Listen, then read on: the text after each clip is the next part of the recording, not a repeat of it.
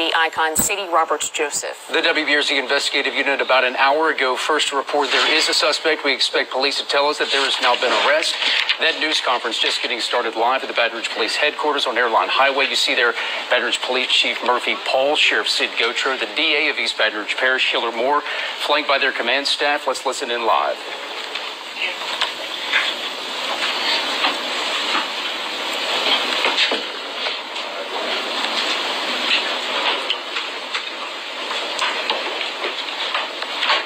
Good afternoon. Today we're holding a press conference to provide an update to the community on the recent homicide of Miss Sadie Joseph. On Friday, July 12, 2019, at approximately 14:27 hours, we received an anonymous 911 call relative to a vehicle with a body in the trunk. The address provided was 2300 Adams Avenue in Baton Rouge, Louisiana. One of our BRPD officers responded to the address and spoke to someone in the area who advised that they had not called 911. The officer was unable to locate the vehicle. At approximately 15:45 hours, we received a second call related to a vehicle with a body inside the trunk. That address was provided as in a 2300 block of North 20th Street. And the caller stated they wanted to wait for law enforcement. Now that location is approximately 0.2 of a mile. That's about 3 blocks from the location of the first 911 call. Our patrol officer arrived and located a vehicle parked in the rear of a vacant house. After further inspection, there was a body in the vehicle was later identified as Miss Sadie Joseph, affectionately known in this community as Miss Sadie. The scene was immediately secured by our detectives, and our homicide unit was dispatched to the scene to take over the investigation. The location where the vehicle was found was approximately 3 to 3.5 miles from Miss Sadie's residence. The persons who made the 911 call were anonymous. They were concerned citizens, and we don't believe that they had anything to do with the homicide, and they have been cleared as suspects in our investigation. We immediately began our investigation into Miss Sadie's death. Our detectives immediately began following up on leads, interviewing witnesses, and searching for evidence during the midst of a hurricane. There is no information which leads us to believe that this is a hate crime. There's no information which leads us to believe that this incident was motivated by Miss Sadie's activism or her community efforts. Yesterday, the East Baton Rouge Coroner's Office released a preliminary report stating that the cause of death was traumatic asphyxia, including suffocation. There was a 1.5 time frame that our investigators focused on, a period when she was last seen alive to the time she was discovered. And thanks to the help of our Baton Rouge community and the work of our Baton Rouge detectives and the dedicated service of the men and women of the Louisiana State Police Crime Lab, through all those investigative efforts, we were able to identify a suspect. Today, the Baton Rouge Police Department arrested Ron Jermaine Bell and charged him with first-degree murder for the homicide of Sadie Joseph. We believe, based on our investigation at this time, that Ron Bell was a tenant in one of her rent houses. We believe that he was behind several months on his rent. We believe around $1,200 was owed for rent. We still don't have a complete solid motive at this time, and the motive is still under investigation. This is still an ongoing investigation.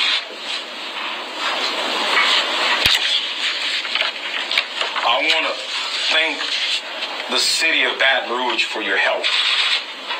We received so many phone calls from the community when they learned it was Miss Sadie.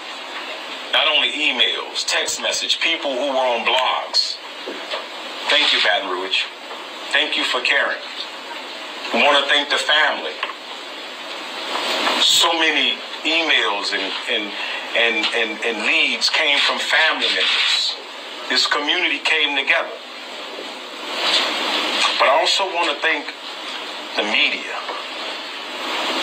You guys helped us pushing out information, encouraging the public to cooperate. Thank you for that. Thank you for your coverage. Because all of that helped into our ability to expedite this investigation, make no doubt about it. And we appreciate that. So thank you to the media. Thank you to the Baton Rouge community for doing your part. We say we can't do this without the community. And this is an example of when the community steps up and do their part, we're able to put these bad actors away. I want to give some specific recognition to the Louisiana State Police Fugitive Task Force for their efforts, the LSP Crime Lab for helping expedite the forensic evidence in this case. I know there's a lot of more work that needs to be done. Louisiana State Police in the use of their K9 Maggie, who's recently trained in the detection of electronic storage detection. Our Baton Rouge Police Department Intel Division, our Crime Scene Division, our Uniform Division, Louisiana Probation and Parole, and the most important is our detectives. We have some of the best homicide detectives in this country. Thank you for your hard work and commitment. Even in the midst of a storm, we appreciate your efforts on that. Now, we don't want to say anything that's going to compromise the investigation. There's still a lot of work that needs to be done on this investigation. So we ask that you be respectful of that when we cannot answer questions as it relates to investigative efforts. There's a process, and we ask the media to be respectful of that. And we ask you to keep their family, the family of Miss Sadie, in your prayers. And I'm going to ask Sheriff Sid Gotro to come up and say a few words. Thank you, Chief. I'm heartbroken that our community has lost such a kind and selfless soul in such a violent, tragic manner. I've known and loved Miss Sadie for years and admire and respect her dedication to education and our community. I'm grateful for the swift action of the Baton Rouge Police Department and Louisiana State Police in finding her alleged killer and putting him behind bars. You know, as the Chief just said, and I want to echo that, we have a unique situation here in Baton Rouge. We have a situation in which local law enforcement, state law enforcement, federal law enforcement comes together and works together on a daily basis for things such as this. And I can tell you that the formation of the Violent Crime Unit, where our homicide detectives work hand in hand and side by side with his, along with the crime lab, state police, has just been invaluable in situations such as this. So, Chief, thank you for your cooperation. Thank you for your dedication and what's being done here. I will continue to pray that justice is served as her friends and family move forward in healing. She leaves behind a strong legacy of character and faith. And I'll just speak briefly on my knowledge of Miss Sadie and my interaction with her. She was always the same. She was always the same person. No matter where you were, no matter what the circumstances were, she was always the same person. She was always caring and giving. And it's such a tragedy that this has happened to such a fine individual. Hate tried to silence Miss Sadie, but her voice will continue to ring strong for peace and love through the countless people she touched. My condolences to the family. And Chief, thank you for the hard work that all of your men and women did, and working with the other agencies and as well to bring this to fruition with charges made against this individual. I want to say, too, that this individual was in Parish Prison. He was there. He had a warrant for failing to comply with the probation regulations and failing to register as a sex offender. That's why he was in there. And, of course, when they developed him as a suspect, we were able to determine that he was there. And that's when Baton Rouge went back yesterday and made those charges against him. So we're just thankful that this wasn't a long, drawn-out thing where this guy was out there in the community and we didn't know where he was. But just thank God that it worked out the way it did. Philip? Good evening. Sorry to be here under these circumstances. First of all, my condolences go out to the family. Can't imagine what they're going through. Every loss of life is precious. As you know, over the years here in Baton Rouge, we've lost a lot of lives. But it's always a little different when you know somebody, you've been with them, you met them and talked to them. Then when you speak to their family, it's just hard to make that phone call, just to even say, I'm sorry. There's really no words to say, especially in a case like this. So my condolences to the family. Again, the men and women of the Baton Rouge Police Department, as well as the Sheriff's Office and the Crime Lab, and all the others that assisted, but particularly in this case, to those homicide detectives who were at the scene that day with the chief and I and the others, and storm is coming, the families are at home, it's getting ready to pour down raining, or at least thought it was. For them to work as diligently and as hard as they did, and to preserve all of the evidence that they did in the manner that they did, I appreciate your service. And it happens on every case, and it's not always the ones that we get to come here on these press conferences. I would really wish for them and all the other detectives that we had much more community cooperation, as we've seen recently over the recent past, thanks to the efforts of the chief and the mayor. Appreciate what you've done for that. That means a lot in this case. So this person is presumed innocent, just like anyone else in America. The burden of proof is on us, the DA's office. It's very early on in the process, so that we really can't talk about evidence, what we have, where we are, where we're going to go, because the case is not over. It will be continued to be worked. And we accept our burden. We look forward to trying this case, and we look forward to bringing justice to answer.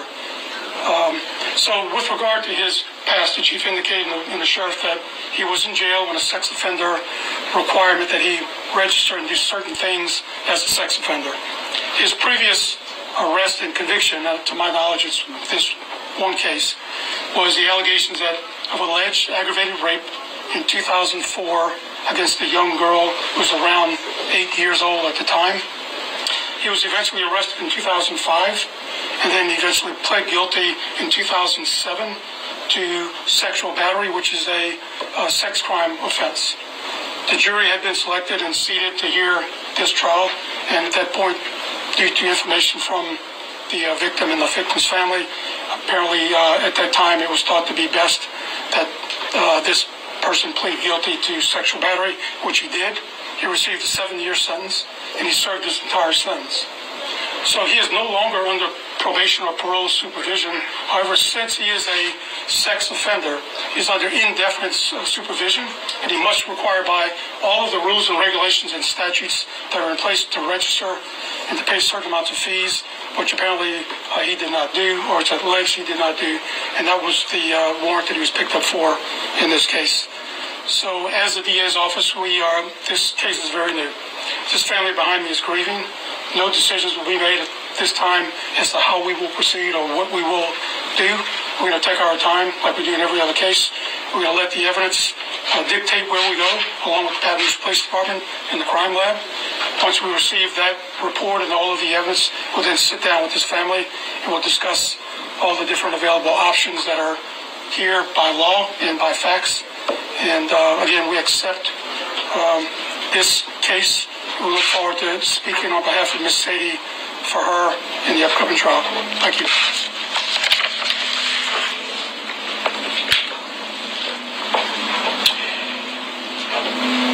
Since this heinous act took place, you have heard from the citizens throughout Baton Rouge of their love, their respect, and their admiration for Sadie Roberts Joseph.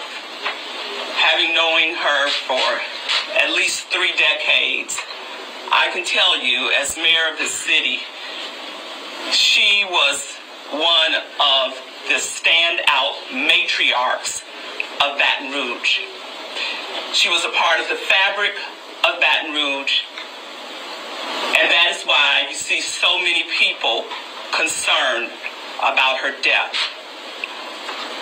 We will make her legacy a priority here in Baton Rouge and East Baton Rouge Parish because of what she gave to so many here. I want to personally thank law enforcement, starting with the Baton Rouge Police Department under Chief Paul, our sheriff. I want to thank our DA for his role, and as you've heard, the many detectives that were boots on the ground working tirelessly to bring an arrest in this case. I also want to thank our state police and their lab for the work that they did. It was certainly a collaborative effort. And last but not least, of course, the citizens played a very vital role in this, in that there were so many leads, there were so many people who wanted to help bring closure and bring an arrest. Our prayers and condolences still continue for this family, but our love for Sadie Roberts Joseph will live on in this community, and we will demonstrate it in very tangible ways. Now I'd like to bring up her daughter, Angela.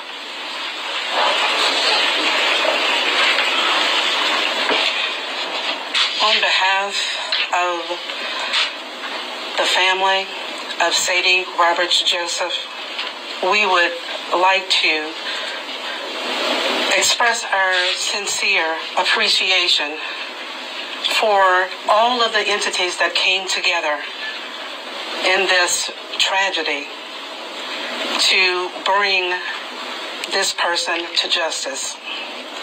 All along this process, from the very beginning, being informed by the detectives, they exhibited ultimate professionalism, transparency, and a sincere, communicated desire to get this solved, to figure out what happened.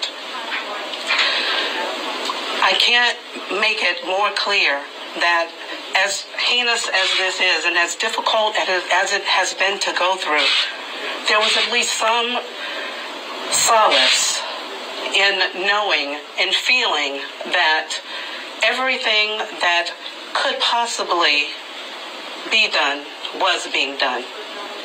From the mayor's office, from Chief Paul and the Baton Rouge Police Department, the coroner's office, the district attorney's office, the sheriff's office, all of these entities communicated with us on a regular basis to keep us abreast to the extent that they could without compromising the integrity of the investigation, that they were doing everything that could be done. We really appreciate that. And for the community who now doesn't have to be worried at this point about having a person who would commit such a heinous crime to not just Sadie Roberts Joseph, but to anyone in this community, any 75-year-old woman who would do such a thing. But we're very thankful.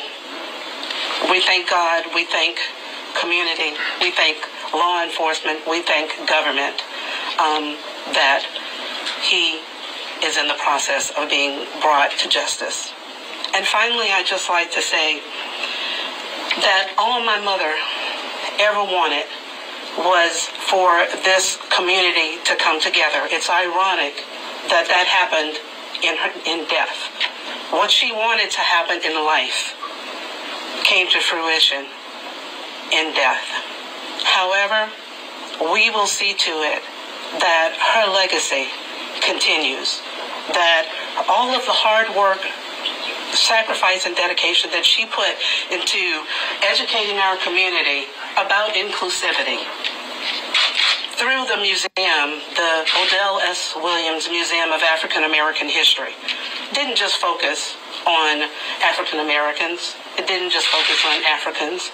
It focused on how diversity has contributed, how multiple sources have come together to make this country the great place that it is. So we thank you very much for everything that's been done. And we look forward to continuing the togetherness that this horrible act has precipitated. Thank you.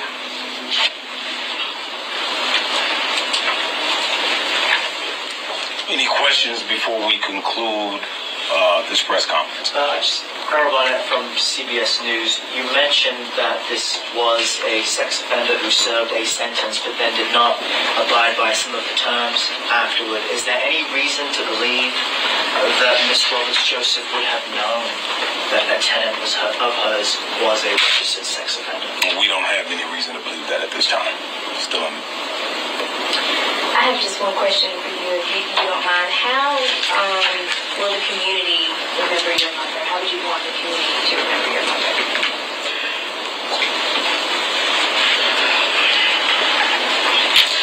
Well, I think she laid it out there.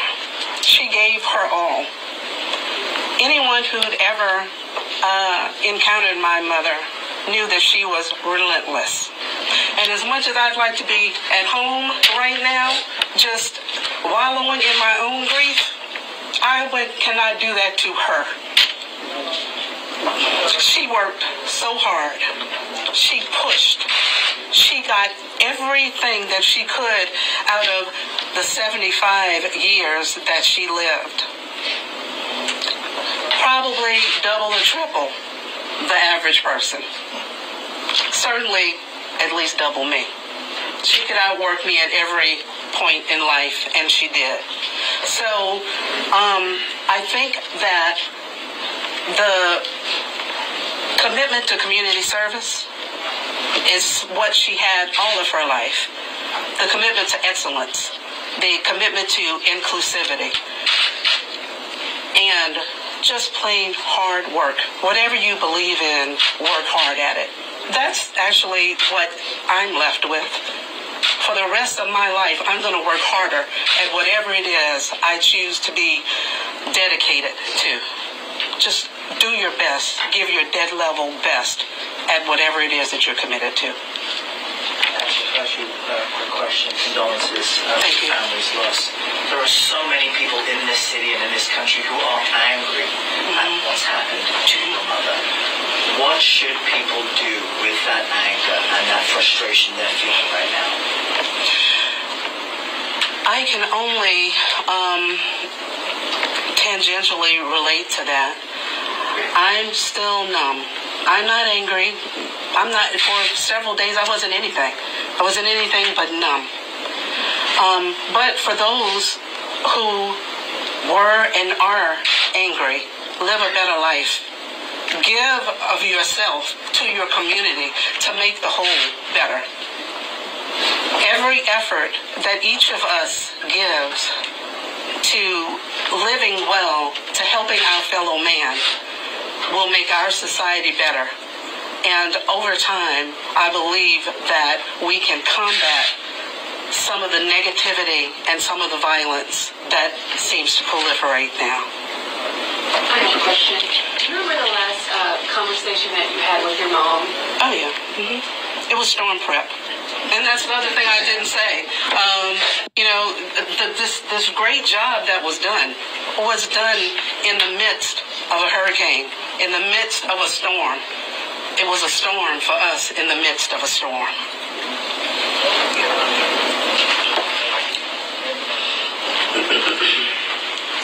Okay, that's going to conclude our conference today. Thank you for coming out. We will be, there are a lot of events coming up to honor our the great work that she's done in the community. We look forward to seeing you at those events as well. Thank you. You've been listening to Baton Rouge Police Chief Murphy Paul announcing the arrest of Ron Bell, charged with first-degree murder in the death of Sadie Roberts Joseph. And, interesting just talking about the process that this all went through, receiving the 2 phone calls on Friday, anonymous phone calls, which the chief believes came from concerned residents here, and they eventually found the car parked in the rear of a vacant house. Chief said no information that would lead this to being a hate crime or anything like that. They're still trying to dissect the investigation and determine why Ron Bell did what why this possibly happened. Police confirming a lot of the information that our investigative unit was able to gather this morning on Ron Bell. Once again, let's kind of go through what we have learned from police today, what they have confirmed.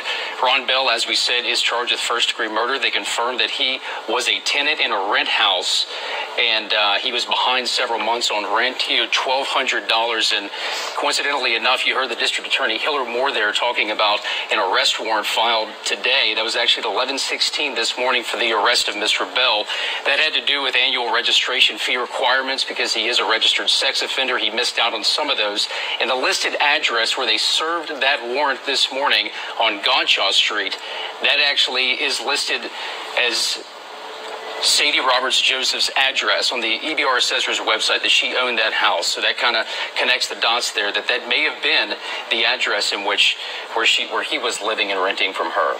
Yeah, behind $1,200 for rent is what the chief says, one of Sadie's tenants there. So they did know each other.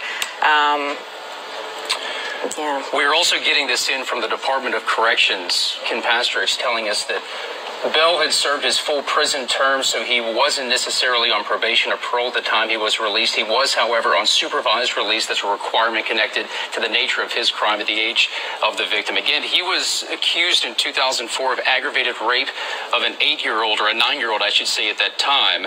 He was arrested in 2005. Later in 2007, he took a plea deal for aggravated rape. If he would have taken that to trial, he would have faced life in prison had he been convicted and not taken that plea deal. DOC says that he did serve that entire 7-year sentence, but as the DA Hiller Moore said, that there are provisions of being a sex offender in which you have to register periodically throughout the year, and that's where they left this. Yeah, that registration was $60 registration fee. I believe we have Chris Nakamoto standing by live from the State Police, Baton Rouge Police Headquarters. Chris? Brittany and Michael, I can tell you, very somber room right now. Yes, very somber room right now with city officials, the family out here just basically mourning the death of Sadie Roberts Joseph, who the mayor described was an absolute matriarch of this community. I can tell you a little bit more on what you were saying in terms of him serving that full 7 years. The investigative unit had his name. We were very careful in not reporting it until police absolutely confirmed it. But we did a lot of background research prior to coming out here, and we learned that he was released on April 12th, 2013 after serving that full 7 years for that sexual battery. You heard District Attorney Hiller Moore say that it was due to a rape of an 8-year-old child, an 8-year-old girl back in 2004, and due to the nature of that crime, they had a jury seated and they wanted to make sure that, I guess, the family didn't want to have to go through that, so they had agreed to have him plead to a sexual battery charge, was convicted, served his full 7 years, and then was released in 2013. If you're just joining us, what we had learned from the police chief is that the motive is still under investigation, but they believe Ron Bell was several months behind on his rent. He was renting a property from Sadie Roberts Joseph, and so we're being told that she possibly may have gone to go collect that rent when things went horribly wrong last week. The family, of course, saying it is highly ironic that in death, her death basically brings everybody together, because that's all her mother would have ever wanted. Certainly a very somber scene here at Baton Rouge Police Headquarters as our city mourns the loss of this woman who was certainly an icon. Brittany, Michael. Chris, you had talked to Jason, her son, yesterday, and he had said, quote, "You stole light, you stole a warm, loving, giving, and caring woman, and it wasn't just for her family." Have you spoke to them today, and what are they saying?